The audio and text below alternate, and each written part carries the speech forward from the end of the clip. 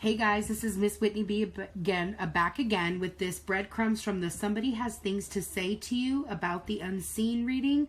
I wanted to follow a couple of breadcrumbs and I already pulled cards because I wanted to see it, but then I thought, you know what, if I really want to know what this is about, I'm sure you guys do too. So I'm going to tell you what this is about. I wanted to know about what's the obsession, the obsession and the attachment about. What is this person so obsessed about? And so the bottom of the deck, twice, because I pulled two rows, is letting go of the ex and codependency. And so this person is obsessively focused on creating a transformation through releasing their exes and the codependency. So, and that doesn't just feel like people. That also feels like habits, thoughts, actions, ways of being, all of this. And so it feels like, and I just had air coming out, like there's some things that are coming from deep inside their bodies, their spirit, their way of being that need to be coming out. And so what I got, again, was the bottom of the deck, the release your ex and the codependency. Over this, don't forget the hungry ghost with the well watcher. What they're obsessed about is past life relationship, true love, trust, letting go of control issues. So first and foremost, they know and are very well aware now that you're the past life relationship, that you guys have done this many times, many ways. They're absolutely aware that you're the love of their lifetime, that you are the true love of their life. They're absolutely aware that they're trusting you. They're obsessed about it. They're obsessively trusting the universe and you and the divine to lead this, because they're obsessed with being in love with you. They're obsessed with all the lifetimes you've lived and the work you've done, and they're obsessed with following the signs and symbols and synchronicities. And what I found really fascinating is in this previous video that this came from, that this breadcrumb came from, I had talked about how you're always receiving, how us, the receiver, is receiving these signs, symbols, and synchronicities. And now it's our turn to also give them back. This person is looking for signs, symbols, and synchronicities as well. And so give back what you receive, my dears. 5D, share back. Ask the universe what you need. Ask what you're wanting and allow to receive. It's okay if it's weird. It's okay if you feel weird. If it's okay, it's uncomfortable. But just imagine your person in front of yourself in your mind and talk to them. Talk to them freely. Tell them about what you would like to give them, what you would like to offer. Ask them. Get open and ask them. Shut your mental mind off. Allow yourself to be open to receive, and then ask them, what is it you would like to receive from me? How can I assure you that I'm here for you, that I'm doing this work for us, that I love you, that I care about you, and that I'm coming for you? How can I assure you of that? Ask them and see what you receive. Then we have passion, finances and career, retreat, and staying optimistic. And so I felt strongly this person is obsessed with the passion that you guys create together. They're obsessed with the way that you guys, and very attached, because Spirit is saying it's obsession and attachment. It's why the twin flames often get the devil card, because it's low vibrational obsession and attachment. Rather than channeling it into creativity and putting it into trust and knowing and comfort, we're putting it low vibrational into obsession and attachment. And so it manifests in these forms, because all of the passion, all of the connection, you're constantly thinking about each other. You're constantly aligning to each other. There's every little sign all day long. Like I literally get signs, symbols, synchronicities, songs, thoughts, feelings, ways of being. Sometimes I even will feel how my person feels, and it's altering. And so sometimes I even get uncomfortable with it, and I'm like, whoa, I need to back out. I always tell my friend, bubble your energy, bubble up. This is my bubble. You don't get to come into it. But when we do that, we're also pushing away. And so, and that was a whole tangent. Sorry, guys. I'm not sorry. That was what I felt, so that's what I'm sharing. Somebody else must be feeling that or needed to share that because it kind of was a spin. But basically, this person is letting you know that you very much are on their mind, that you're very much with them every day, all day long, and that they're communicating with you, and that they want you to communicate back with them. I'm not saying physical, you guys. I'm not saying 3D. I'm saying 5D. I'm saying one heart to another heart. I'm saying one open, willing spirit to another open, willing spirit.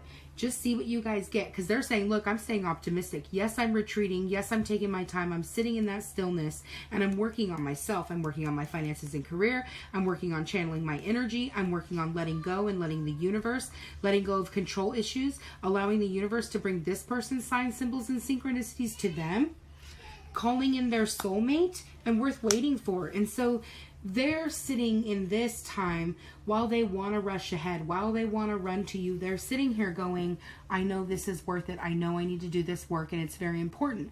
And even if they're not trying to do that, Spirit is literally telling them, stop. You must do this.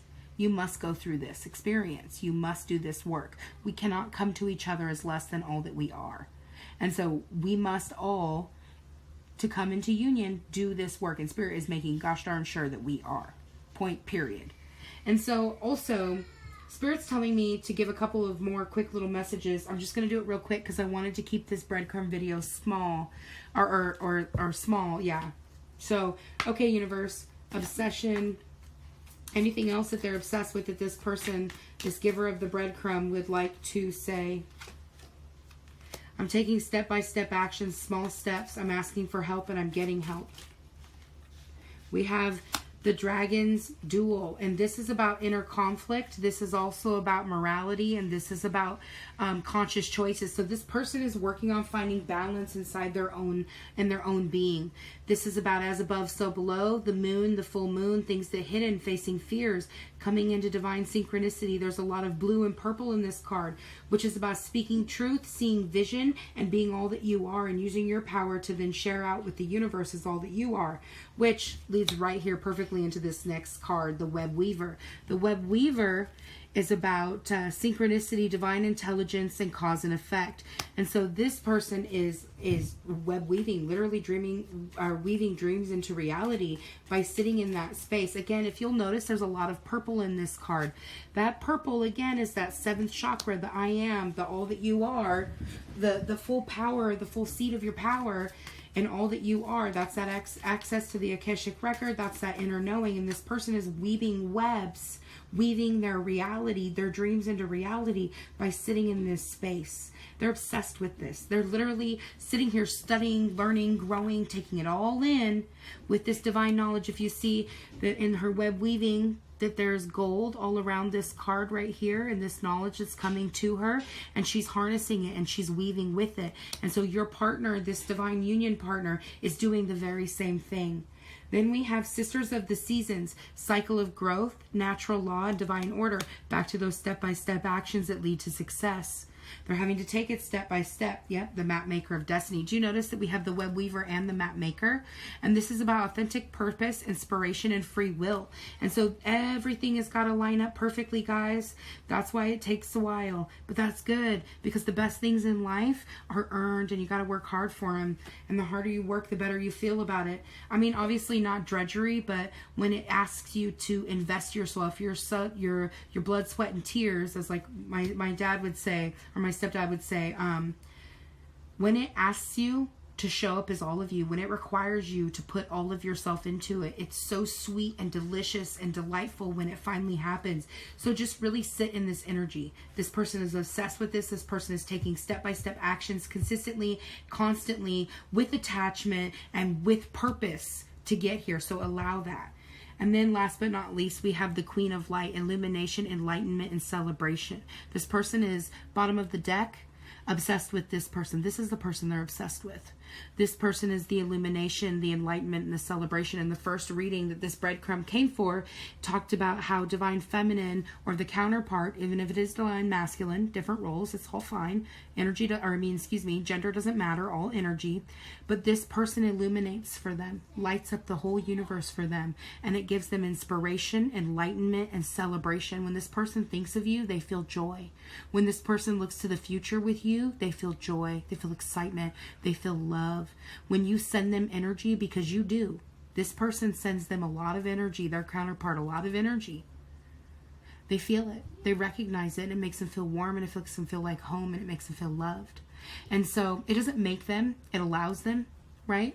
Because we're counterparts sharing energy back. When it comes to twins, the only person that can love a twin and give them the full reciprocal balance back is the twin. And so when we share energy with each other, it's unlike anything else in this world. It's a divine gift and a divine blessing. And this person is saying that they're literally obsessed with that, which is fair. Totally get it. I'd be obsessed with it too. I mean, and I am. We all are. That's why we yearn and long and lean into our counterparts, because just being in their present is a sense of wholeness, even if it's not whole, even when it's toxic. That's what can be so dangerous about the twin flame journey, is that it can be toxic because it's asking you to be all of you. And that means purging a lot of karma. That means purging everything that is out of alignment with you. And so your partner, your twin, will bring up and reflect to you all of your spaces that you don't see in your life. Those beautiful blind spots, yep, they highlight them real nice and bright for you, so you see them. And if you're not in a good place with yourself yet, where you're solid and stable and confident, it's going to rock you. And that's okay, because that's a part of the journey too. It rocked the shit out of me, but it was worth it. It was absolutely worth it. I'd say all the time, if we never come into union, if I never see him again, if it never works out, so good enough. I am all of me in a way I have never been all of me in this life. And I am so grateful for that. And I wouldn't change it for a second. And so basically, this person feels that, and they're letting you know that they feel that and that they're obsessed with that, because nobody gives it to them like you do. All right, that's the breadcrumb. Have a wonderful night, guys, and don't forget to like, comment, and subscribe. And if you have any breadcrumbs you'd like to share or follow, or if you guys have any sign symbols or synchronicities that you'd like to share, I always love to hear about them. It's so wonderful when we get to come together and learn and share and experience union and unity with each other by being all that we are. And so good luck, guys. Talk to you soon.